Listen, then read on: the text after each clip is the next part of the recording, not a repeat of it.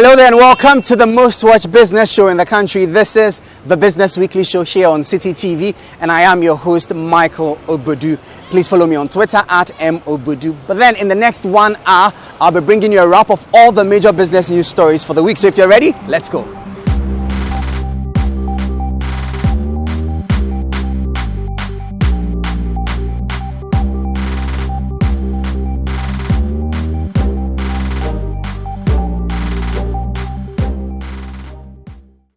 We start off with the electronic transfer levy. How are you adjusting to the additional charges since it took effect? Well, it's now been about a week since its commencement. And if you've had any hopes of the suspension of the policy, then I'm sure you'd be disappointed. The Supreme Court on Wednesday refused to suspend the collection of the e-levy. Are you wondering why? The 7-member court, in its unanimous decision, said that the state will suffer greater hardship if it orders a suspension of the deduction, and it is later found that the law establishing the levy was constitutionally passed. In such a scenario, the court said the Ghana Revenue Authority would be unable to recover the levy. President of the court, Nene Amegache, said the decision was based on 4 benchmarks: the nature of the relief sought, the balance of greater inconvenience and damage, the nature of the legislation which is under attack, including the fact that it was passed by Parliament, and whether the public interest and right of the Ghanaian people is better protected if the application is granted. While the 3 NDC MPs were dissatisfied with the ruling, for us in the minority, until the substantive matter is determined conclusively, we remain determined that even on the balance of weighing monetary considerations against the weight of a constitutional breach, the emphasis should be on what harm we are doing to the 1992 Constitution and the 3 co-equal organs of state. the Attorney General says it is welcoming. Very satisfied and fully content with the outcome today. And I think that for me that scores the point that do not go to court based on conjectures. I actually heard the court use that expression in relation to one of the contentions of the applicant. Yes, we found before the court a bundle of speculations as to even the numbers based on which Parliament voted to approve e-levy, and I feel that was way below the standard.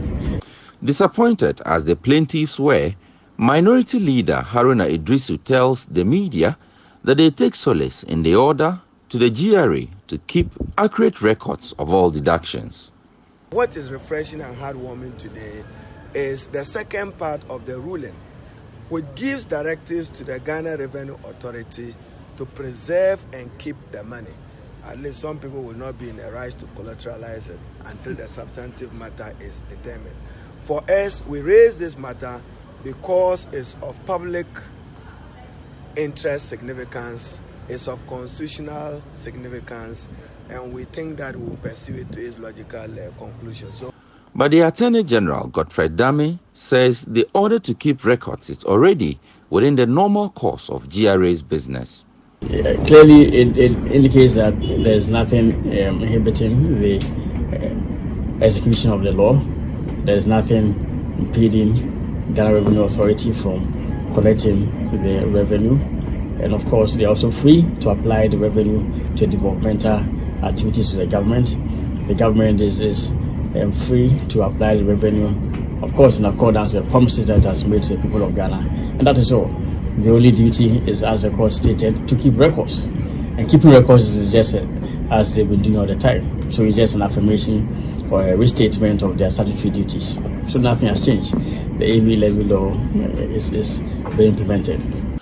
With the injunction dismissed, the Ghana Revenue Authority will go ahead with the e-levy deductions from electronic transfers, even while the Supreme Court hears and determines whether or not the law establishing the levy was passed constitutionally.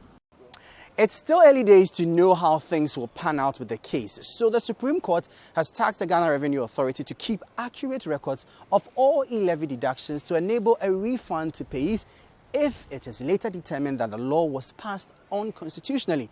Thankfully, the GRA has assured that it has put in place enough systems to track and keep all records of deductions. The order from the Supreme Court came after its 7-member panel unanimously dismissed an injunction application by the minority in Parliament to have the implementation of the e-levy temporarily suspended until the court makes a determination on its substantive case challenging the legality of the e-levy. The court said the Republic would suffer a great deal if the government is temporarily stopped from deducting the levy from electronic transfers. It, however, noted that mechanisms do exist within the current tax regime to refund payees who have either overpaid or wrongfully paid, and that must be taken advantage of. Speaking to City Business News about the order of the Apex Court, a member of the GRA e-levy technical team, Patrick Frimpondanso, said they are ready to provide any records when called upon. What we are doing as of now, yesterday we sent a format to all the charging entities to report daily to us. So we have a template that we are giving to all the charging entities, and they are reporting everyday transaction to us. And the transaction is breaking into different models. One, we have all the total value of levy charge. We want to see the on-net and off-net, meaning that the intra and then the extra, where you're having charges on, let's say, interbank and then intrabank. If it's the EMIs, it's on-net or off-net. And we are asking for this data every day. 2, we are also asking for data where they do reversal in case wrongfully charged levy has to be reversed. They're also keeping those data. So we have data that they are going to provide to us everyday transaction. So in case, as you said, in case the court wants us to come out with the data, we are putting in place a template that we are collecting the data from the charging entity. There are some concerns with the deductions associated with the implementation of the electronic transfer levy. Some had raised concerns that they were charged more than they should have.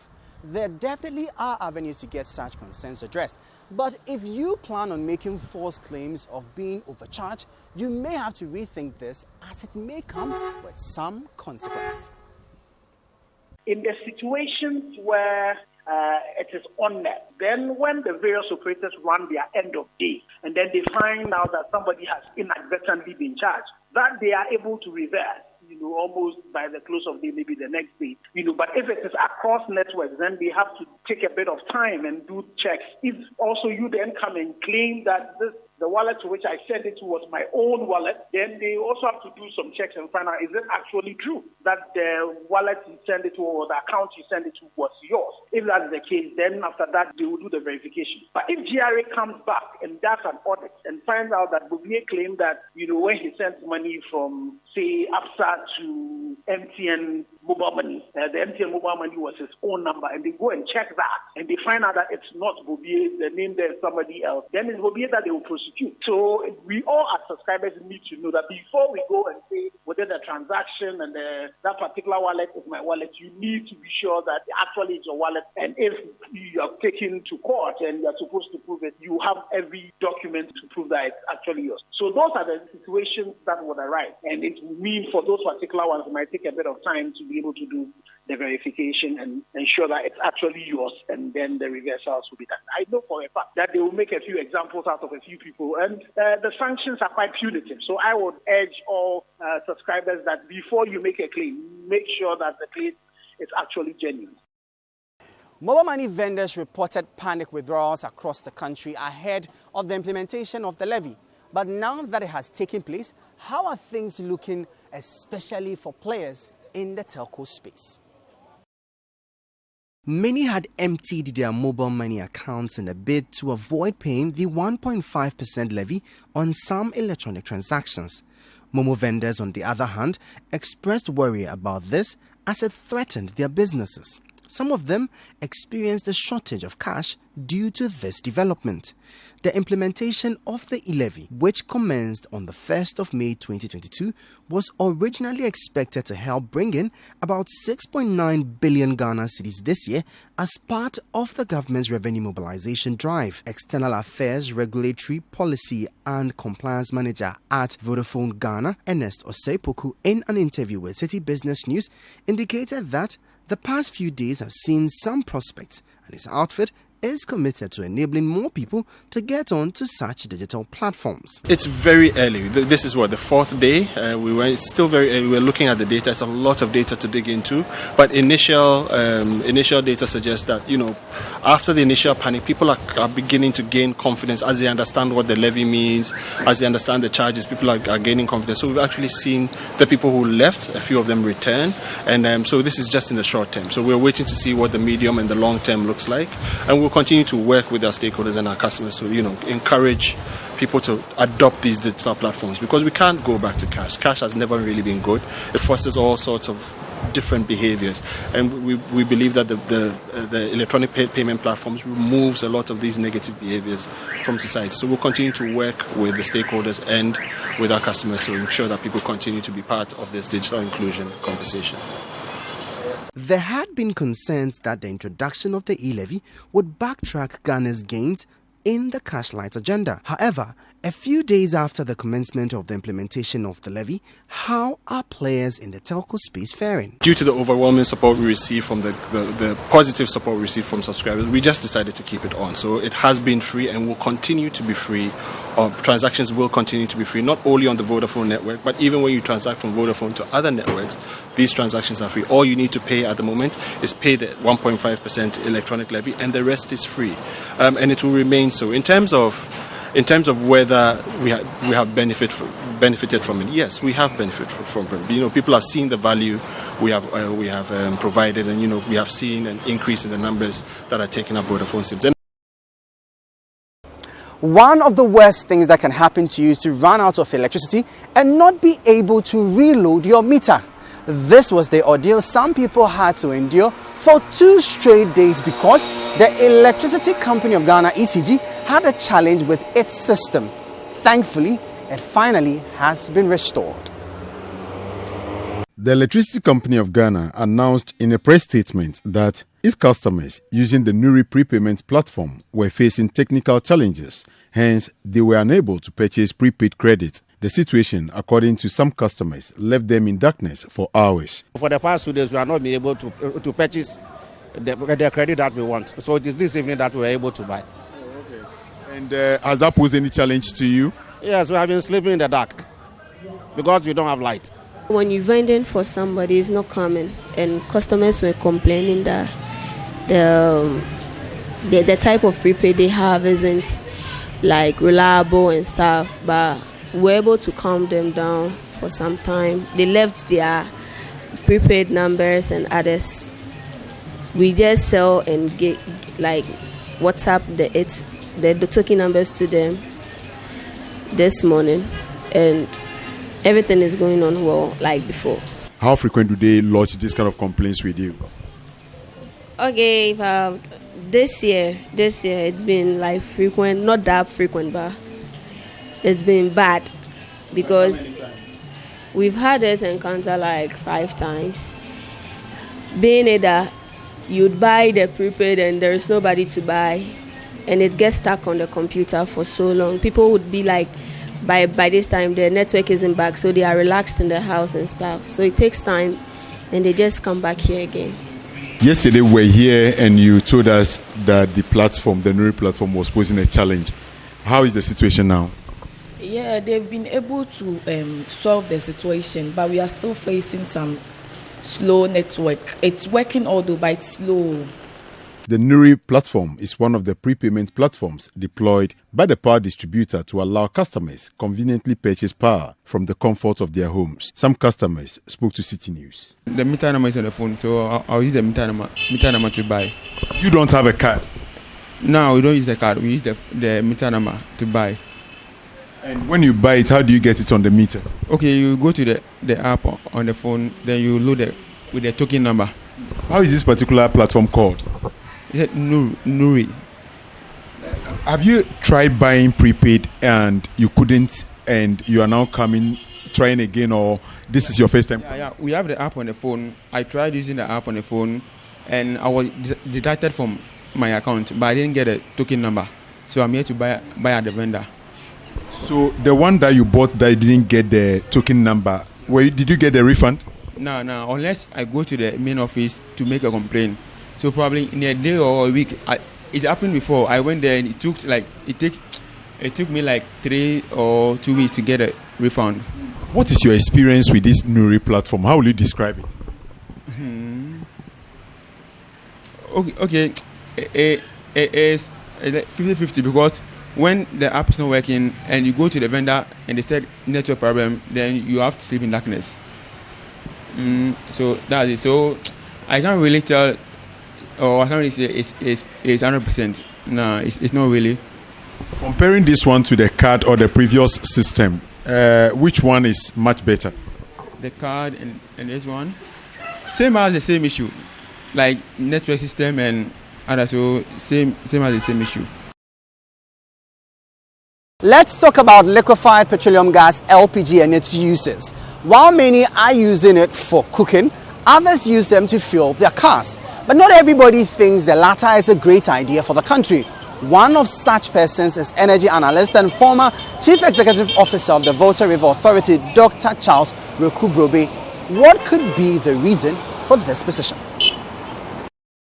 The promotion of liquefied petroleum gas in Ghana started in 1990 when the government launched the National LPG program, under which the Tema oil refinery was to be modernized for a massive LPG campaign. This policy action was taken to encourage into-fuel substitution in the national energy economy away from charcoal and other wood fuels to reduce the rate of forest destruction and by extension protect our ecological system. At the time, government policies concerning LPG were centered on domestic or residential consumption of the gas. However, in recent times, most of the LPG produced is being patronized by motor vehicle drivers, resulting in competition with domestic users. According to energy analyst and former Chief Executive Officer of the Volta River Authority, Dr. Charles Rekubrobe, this is totally defeating the purpose for which government made huge investments to establish a viable LPG market in the country. The problem was that the whole thing about LPG was we were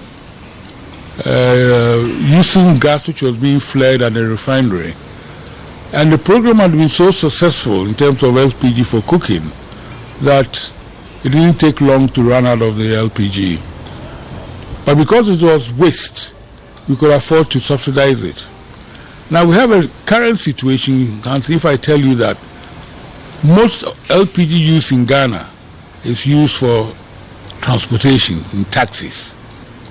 So here you have a situation where people are importing petroleum and petroleum products meant to be used in vehicular transportation, and you are finding that a substantial part of the public transportation, certainly in the cities, is also using LPG. He is thus calling for the ban of the use of LPG for transportation. According to him, the indiscriminate use of the product is not in the public interest. When you have a situation where you have a dual use of fuel, which originally was intended to be for a single use, you are faced with a real policy problem, which means unless you tackle that policy problem, it becomes very, very difficult to continue to subsidize LPG in a situation where now, I don't follow these numbers now,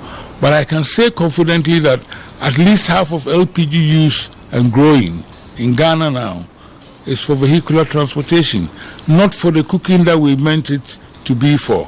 So government has to tackle that policy issue of is LPG for transportation, or should we move transportation towards, let's say, electric vehicles to ensure that, LPG or gas as a transition fuel in terms of global warming, it's what it is. Because you see, we have a funny situation where government is spending millions of our own money and donor funds in growing trees. Now, if you are growing trees as a way of dealing with the environmental and greenhouse issues, it's a bit silly when at the same time 60% of your energy use in the country on a per capita basis is for the use as fuel, wood and charcoal. Now to petroleum taxes. President Akufo-Addo, during his May Day address on Sunday, ruled out the possibility of scrapping taxes on petroleum products. But the Chamber of Petroleum Consumers, Ghana, COPEC, insists the government must come again.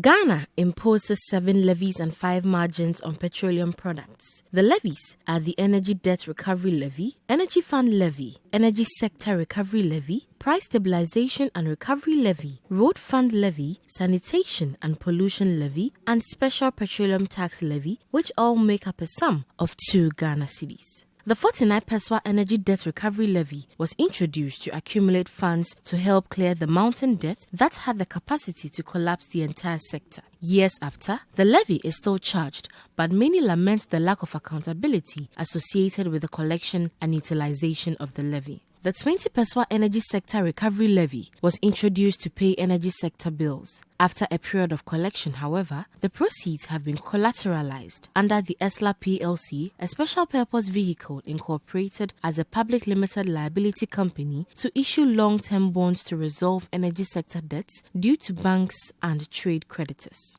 The 14 Peswa Price Stabilization and Recovery Levy serves as a buffer to cushion petroleum consumers when there are external shocks to the pricing regime for fuel. The 48 Peswa Road Fund Levy supports the construction of roads and other activities in the sector, whilst the 10 Peswa Sanitation and Pollution Levy is accumulated to deal with the challenges of waste disposal and the provision of modern landfill sites, among others. Analysts like the Executive Secretary of the Chamber of Petroleum Consumers, Duncan Amwa, have criticized the imposition of some of these taxes on petroleum products, arguing that they ultimately are regressive and unduly burden the poor. But these taxes imposed by the government on fuel prices are a major source of revenue, and the government is not ready to let them go anytime soon. In making a little compromise, the government suspended the Price Stabilization and Recovery Levy on petrol, diesel and LPG from November 2021 to the end of January 2022 to cushion consumers in the face of global price hikes. Also in March this year, a 15 Peswa reduction was announced after the government tinkered with the price margins on fuel.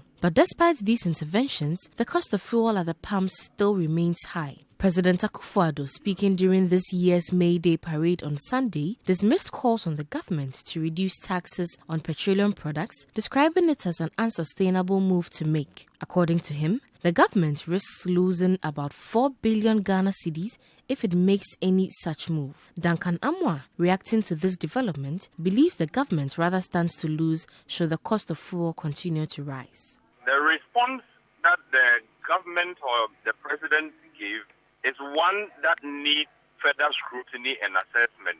It cannot be the case that fuel prices would only affect the people. Fuel prices also affect the government and the state itself. Anytime petrol prices go up, the state would pay more or spend more at the end of the accounting year because the state does not run an OMC and is also buying from the same market that the people buy from. So when petrol prices move from 5 cedis to 10 cedis and you double it, know that the security agencies, the police consumption, all the other security agencies that the government will need to provide fuel for, their expenditure lines would shoot up. Office of Government Machinery would also shoot up. Again, ministries, departments, agencies across the country would also spend more. So the bottom line is that government would itself suffer some collateral consequence at the end of the accounting year. I was very stunned the last time I went to buy a loaf of bread, which I usually pay 7 cedis for, and I was told it was now 10 Ghana cedis. Surprisingly, the size hadn't increased either. But while consumers like myself are concerned about this development, bread producers in Ewutu Breku in the central region also have their own set of challenges. They are lamenting the hike in the prices of ingredients used in the production of bread and worry that without the government's timely intervention, they may be out of business soon. Millicent Amponsan is a bread baker in Autu Breku, and she has been doing this job for over 2 decades, serving the people of Autu Breku and its surrounding communities with one of the finest breads one can ever think of. She also has under her several bread sellers within Autu Breku and neighboring Kaswa who purchase her bread at wholesale price and sell on retail. Like many others in the bread business, Millicent is worried about the increase in items used in producing bread and fears she might soon be kicked out of business if government fails to intervene by reducing prices of products used in bread making. According to her, the price of items such as flour, wheat, sugar, and margarine have shot up, making it difficult for them as producers.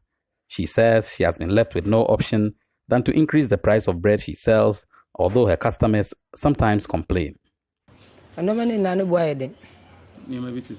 It's some margin, switch, not make east.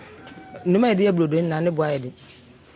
First, it's some Mutoni market, Nene Mutoni.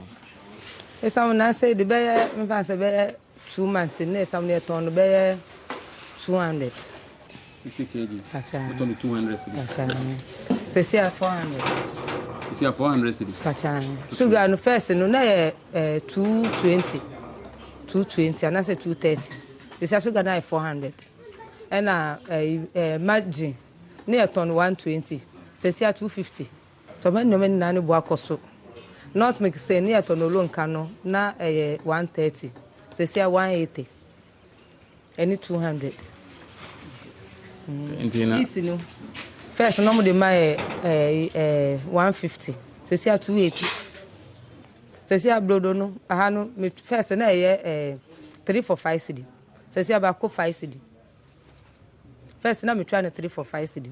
So see I turn back 5 cedi. Any 4 cedi. Her worry is that although they have an association, they are not united in pressing home their demands for a reduction in prices of the products they use in making the bread. They were pounds and yeduma.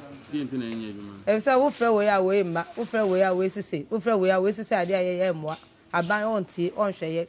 This will be a money blank. Intama, a duman, Usano, my name, Cosso. Yamamuntimin Yanaba, Kunamon fighting for Yamope.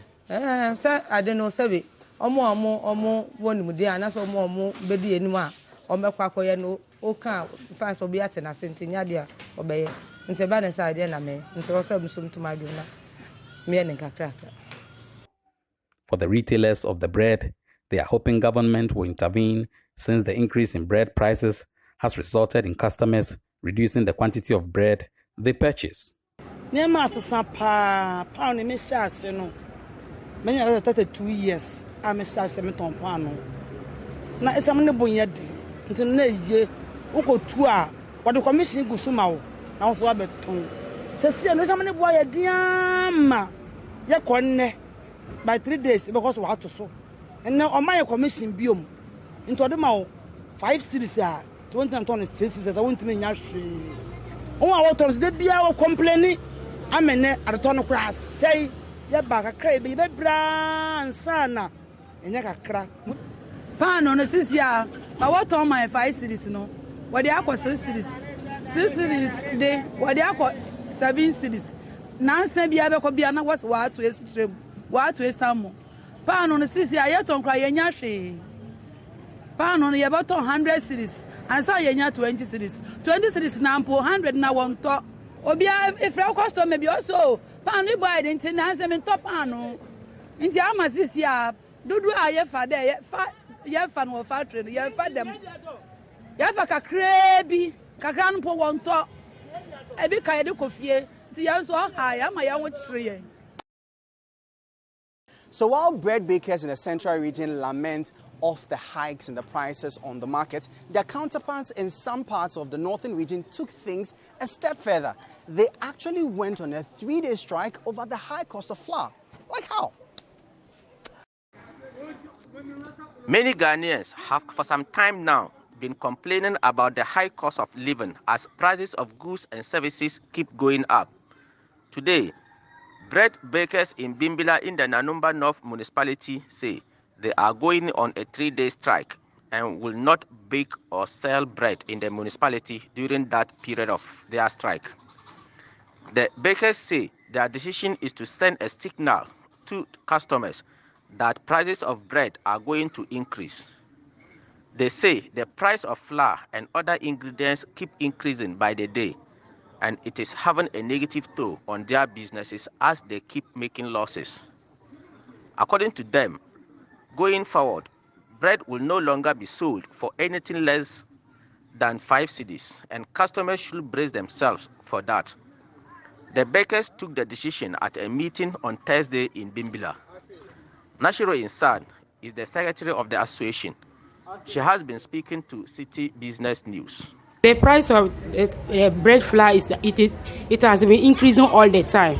So we are calling on government to come to our aid. Now the bag of flour is now 430 Ghana cedi, and bag of sugar is 400 Ghana cedi, and choco and the rest. So now our bread will now start cutting from 4 cedi up to 15 cedi. So we don't want the consumers to say that maybe the bread has reduced or we have raised the price of the bread. It's not our fault. We are also doing it to get something. The chairperson of the group, Hajia Sana Yemo, appeals to government to look into the high prices of ingredients for them. Hey, the share la pan. The mini share ma the I want my little pam. The Maying Mahle, the Blampara, Sikit no la, some no la, Catherine Sur,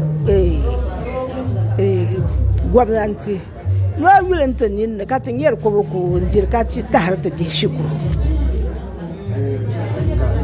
The two about the Lajan dozen, 11 wasn't no lani long the van, and the Balantu no copsul.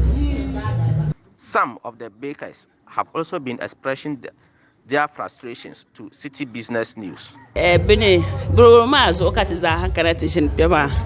So, so what I shall take part at the Buruburu, Duretta Blanche Buruburu. Dama price mazo. Tis Amro Canada and a pora. One boy that Palanco Catara and a pora. Cataquaro Jurma and Socamburo, Poyo, Casoca man as a man of passion, Matukutolang Maburu, Cobgane Peno. Carica Cop she's and Chantukutolang Maburu, Cobgane Peno. Those who took one of Mati and Peradan, Casoca me price man in your shell, Casoblam Boasso, Mula Ulaki in Buru, Tablambo, so Dan Zambru, Chandan, Casoto Boasso, Adama, poor Beabruma, Pora, the one who comes a bani, Dama and a Canata Pasha ma. It's not only the ingredients that are affecting the cost of bread. Prices of grinding is also a factor. Operators of the mill where the bakers go to grind the flour also say electricity bills and fuel prices have increased. Hence, they will also be increasing their price soon. Abdullahi Salfomodo is a mill operator. We are operating for the machine. We don't know what we are going to do. Now the light bill is now increasing. And we don't know what we are going to do. We are also going to increase, and the women are complaining.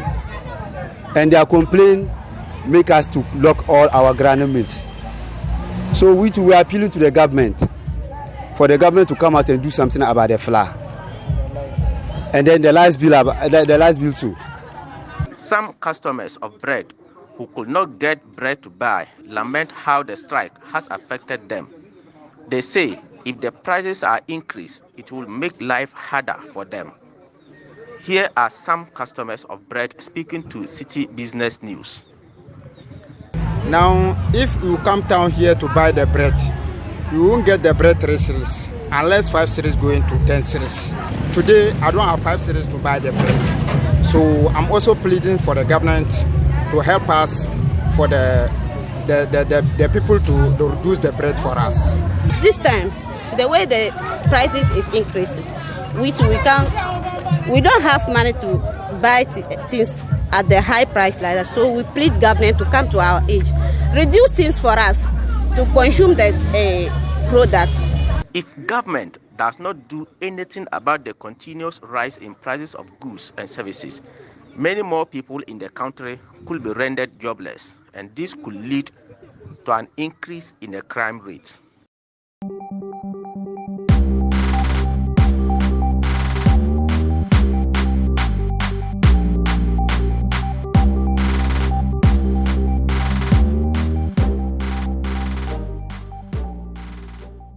There's a growing concern of a likely shortage of palm oil across the globe as one of the major producers of the commodity has placed a ban on exporting the product. Here in Ghana, we should be concerned as we are a net importer of crude palm oil.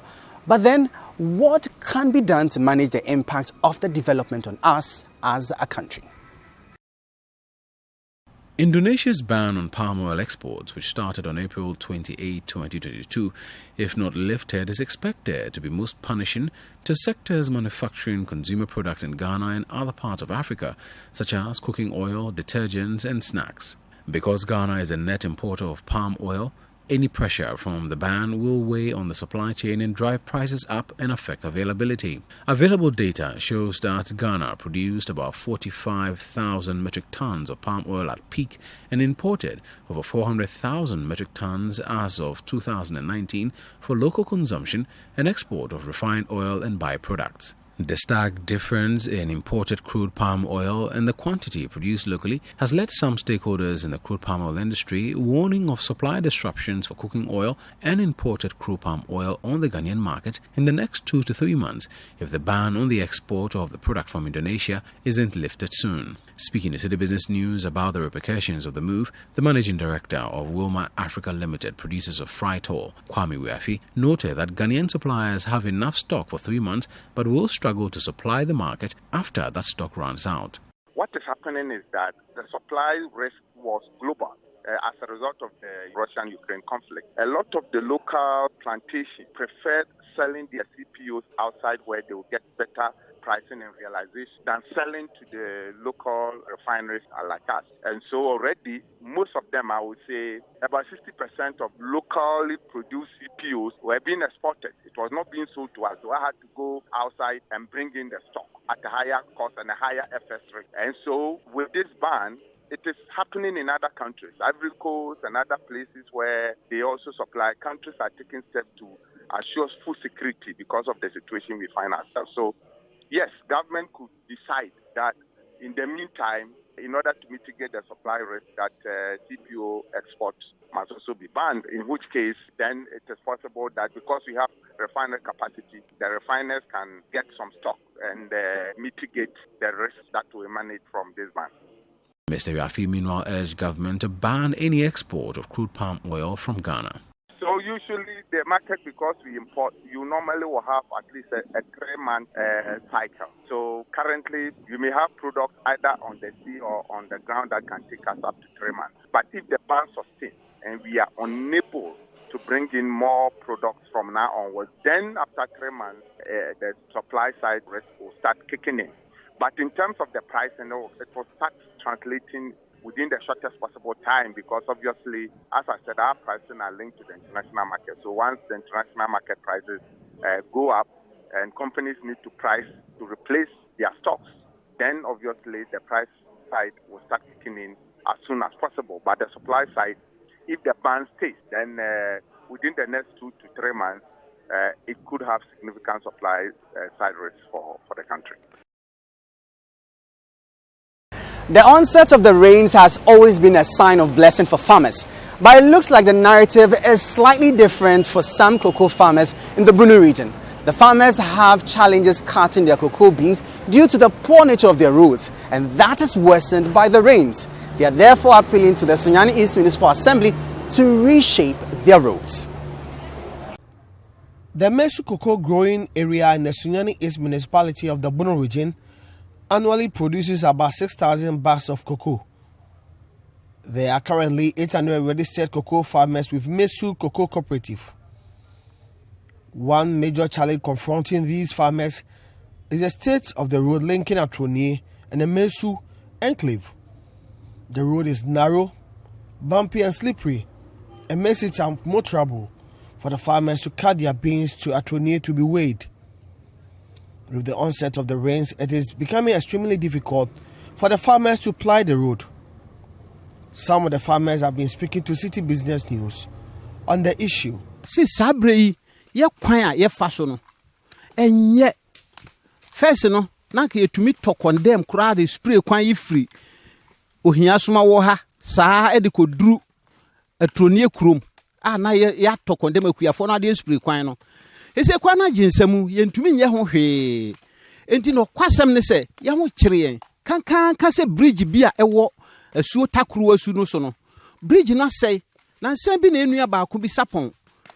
Ode ahokeka baaye na ye di nnua kakra bi e de sam suo no. Chia how bibiri wo ye kware no because me be 20 years ni. Ye ba ye ku adwuma no ama ye chia problem bibiri kware no de because MP ba hai be kan se wo be boy no ane ye o ma ha biem am yaw betena ha ka kire se be ba betwa kwan ne so no ane ye to aba no ma no won si ha biem nti kwan ne de wa obe wa hu adwuma ye wo fam fu wo ha bibiri. Chairman of the Mesu Cocoa Cooperative, Daniel Asenso Kakari, wants the Sunyani East Municipal Assembly to reshape their road to lessen their burden. Na ye hawo pa ne ye kwan ne nye kura enti se ye tie koko no ne hatama no wo a ne ye pese ye de kɔ kurumu a ye ntimi fa nkɔ ye bre ti buo ha je se bi di sisi bicycle so na bi aso bi na ye di bi so agu moto ye tie ya na ye nya motoki ne di bi agum enso kura motoki no duru abi a nsuo no tɔ a wontimi ma je se motofo ne yi ne be soa kakra de akɔ eti makoko no esei dodo no timi sei wa hapa nti ye hawo kase pa ye kwan no haye pa ne wo ka kire asamre se ye srew mo emesufo meboa ye kwan no na ye kwan na sei kura nti ama mfudie bebre aka koko no titiri koko no aka adwuma ye se ye di ahoden ye se ye di no wo ba wi atwe koko no be ko ba wi no wo ba kura ntimi nya adwuma biem wabre. Now to the northern region and the economic importance of shea tree, especially for women in the region, cannot be overemphasized. They make their living from the entire shea value chain. Meanwhile, the precious tree has come under attack from charcoal producers and farmers. How can the situation be salvaged?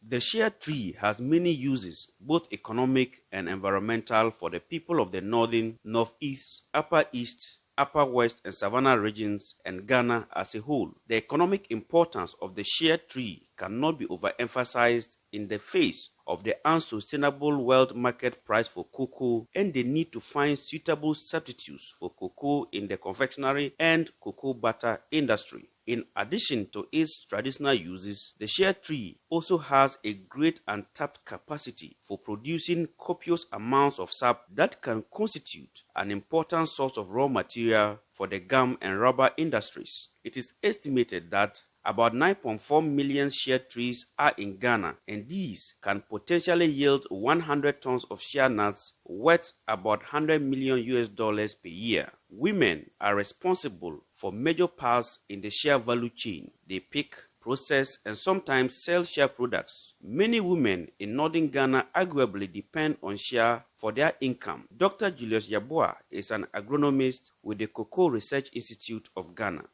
If you look at the tree population, it's shea and cashew. And we know what we get from shea, the butter. That's the main component we get from the shea. And now, because of the demand for shea butter for chocolate manufacturing, if we have shea trees around, I'm sure it will help immensely, especially the poor woman who has no work doing. Most of the women are not working. But when the shea trees are over there, they can pick some.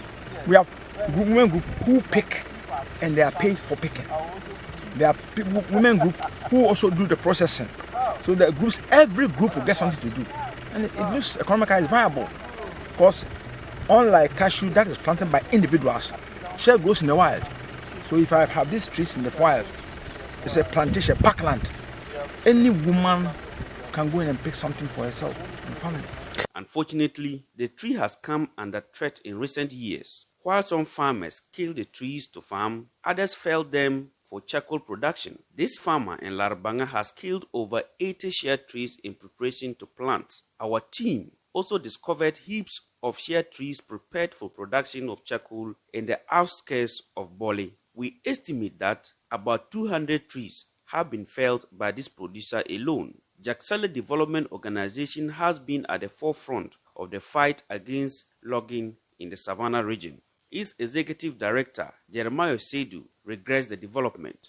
Like Bimbilla said the last time, if it takes money from charcoal again, it's haram. If Bimbilla stops it, if Bimbilla says he's not going to do it, if the DCE says they won't take charcoal, revenue from charcoal any longer, any charcoal that comes out, they stop it, they take it, they distribute it, they give it to schools, they give it to widows, they distribute and give it to people to use it for free. I'm not sure the Doma machine owner will come in and do it again. This is Doma cards. This is not hacksaw. If it were normal axe, then you know that it's a poor person who wants to do it and make a living. This is charcoal being produced to be sent for export. Meanwhile, government and other agencies have been promoting the planting of shea in Ghana. Dr. Julius Yabua wants government to do more in this regard. Crop, when we move to the next, you see the cylinder we are preparing for tree crop. They are there. But we need the push. For the grafting, it's highly technical. Cashew grafting is far easier than shea. Shea is difficult. And it's timely. You can't graft shea anytime. You have the time you have to graft. So when we have that time, you have to push more people to graft. When the time passes, when you graft, they die. So if it's then we begin to give out grafted seedlings, every community, maybe you take 10, 20 and plant. They themselves will see the growth, and nobody will even tell them demand for get a nursery and begin to learn how to graft. Now to the tourism and hospitality industry, and it appears the government's domestic tourism drive may be yielding some results as businesses in the sector are recording significant improvements. This is despite the ravaging impact of the COVID-19 pandemic since it first struck in the country, as its associate restrictions denied such businesses the requisite environment to thrive. The hospitality industry was devastated by the impact of the COVID-19 pandemic after many players were compelled to shut down at its peak. But in order to get the sector bounced back, the Ghana Tourism Authority, for instance, has since embarked on a domestic tourism campaign to whip up local interest in the sector. The most recent of such events is its active promotion and participation in the Kwewu Easter celebrations. Already, it seems such efforts are impacting positively on the sector. Hoteliers, for instance, say business is almost back to pre-pandemic levels for them. President of the Ghana Hotels Association, Dr. Edward Akanyamike, stated that the various government agencies have played major roles in the progress recorded by the sector. And you can tell that the authority, that the Ghana Tourism Authority, has demonstrated a lot of leadership in that direction, launching the festival and then putting a lot of things in place. I mean, they've been bringing the various stakeholders together to ensure a successful Easter celebration. That is exactly what we have been pushing for in the industry. You see, tourism is about movement of people. So once there's somebody who is driving that movement, and let's face it, that depends a lot on the public sector, and that's why we were happy about the president launching the Destination Ghana in the UK, because tourism is not only domestic, there's the international aspect as well. And our minister has also been talking about pushing arrivals in the country to that level that will be comparable to the 2019 year of return. Okay, so it's early days yet to really determine if we are there yet as to where we want to be. Dr. Edward Akanyamike further encouraged them to do more to sustain the domestic tourism agenda. It is very commendable that Ghana now has some major automobile manufacturers assembling their vehicles in the country. But this also raises the issue of standards. The Ghana Standards Authority says it is committed to ensuring that the standards for vehicle assembling and production in Ghana are not compromised. The authority will ensure this to enable Ghana compete on the African market through the African Continental Free Trade Area Agreement. Following the government's introduction of the Ghana Automotive Development Policy that provides incentives to promote automobile manufacturing in Ghana, several global vehicle manufacturers who have set up assembling plants in Ghana are intensifying efforts to boost the patronage of locally assembled vehicles with the advent of the African Continental Free Trade Area Agreement. It is for this reason that the Ghana Standards Authority seeks to ensure that the vehicles assembled in Ghana are of the highest standards to be able to compete on the African market through the continent-wide pact. The Director General of the authority, Professor Alex Dodu, in an interview with City Business News, advised players in the automotive industry to begin to tap into the markets of other African countries to be able to expand the industry. In moving the auto policy and developing the auto standards, Ghana was minded by the fact that the African Continental Free Trade Area Secretariat is here and there's a huge market for vehicles. So we work with the African Association, African Automobile Assemblers, or what, triple AM, what do you call them? African Association of Automobile Manufacturers, based in South Africa, or headquartered in South Africa, together with VW in South Africa, to ensure that our standards are highest across the continent. So if you compare the Ghana automotive standards, which will be launched very soon, but they are available for use and we are applying them, they are higher than the African standards for vehicles. So a assembled in Ghana vehicle will sell in any market in Africa. However, obviously there are markets which are other way drive, right-hand drive or left-hand drive. For those, obviously, they have to be fitted as such. But they meet the highest standards required. And we have given room to give export certification for all vehicles homologated in Ghana. And really, we are encouraging the industry to let government help them to reach the markets in Burkina Faso, Niger, Mali. There is market. And our mindset should be, how do we drive this market? Professor Dodu also disclosed that his outfit is set to introduce a policy to create opportunities for Ghanaian artisans to be able to manufacture auto components for vehicle assembling companies in the country. He believes this will go a long way in achieving technical excellence and retaining skilled labor pools in the country. The Ghana Automotive Development Policy realized that assembling vehicles creates jobs, but the real job creation is in vehicle components. Seat belts, bolts and nuts, just name them. Batteries. So we want to do the light end first.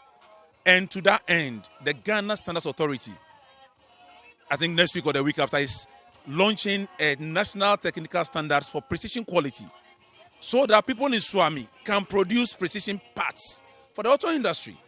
Because if the companies want it, they want to buy precision products. Swami can produce it. In fact, artisans can produce it without any stress, but they need certain finesse, measurements and co, which you can provide. So for us, I've visited Swami, I've met most of the master craftspersons, and they are world class. They are producing equipment for most of their hotels here, ovens and the like. We have things in Ghana. What is needed is the finishing and the finesse, backed by state certification and approval, so that they can access our markets as well as international markets.